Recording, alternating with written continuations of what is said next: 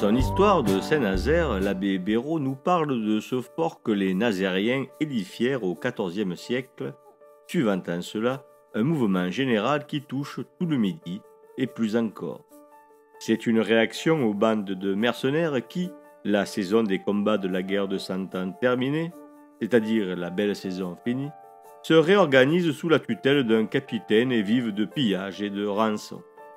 Toutes les agglomérations se fortifient, excepté les plus petites qui, aidées en cela par la crise sanitaire durable liée à la peste de 1348, qui devient une pandémie, se vident totalement de leurs habitants partis se réfugier ailleurs.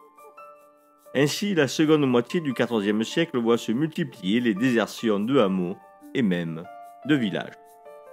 Les populations se regroupent dans les localités défendues par de hautes murailles. C'est à une rationalisation militaire de l'organisation de l'espace à laquelle on a affaire à cette époque. Saint-Nazaire, situé en bord de route, occupe une position stratégique.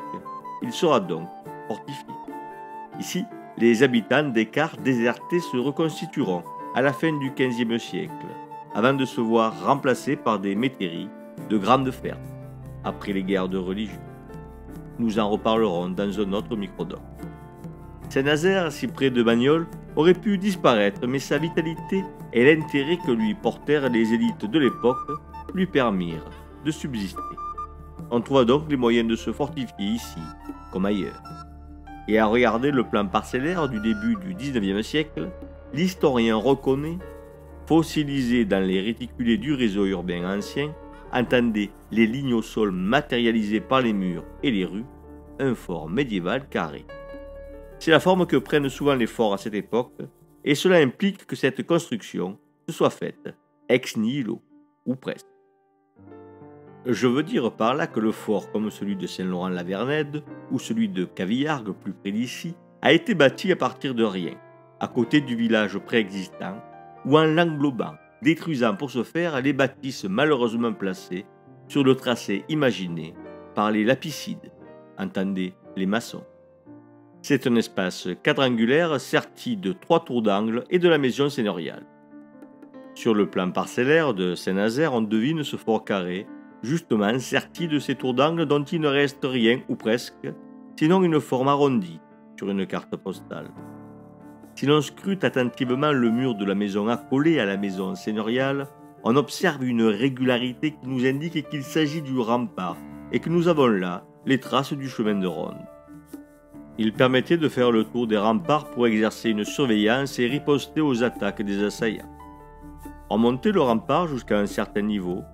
On plaçait ensuite des barres, des pierres taillées de grandes dimensions en encorbellement. On continuait à monter le mur, mais sur une plus petite largeur afin de permettre le passage. Ainsi, on obtenait un chemin de ronde. De profondes transformations des alentours du fort médiéval semble avoir bouleversé sa belle géométrie initiale. C'est encore à la route que l'on doit cela.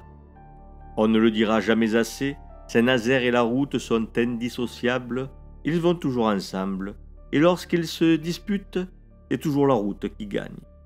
Deux structures semblent se distinguer, le village fortifié du XIVe siècle que l'on voit apparaître ici, et les transformations induites par les reconstructions plus récentes des XVIIIe et XIXe siècles.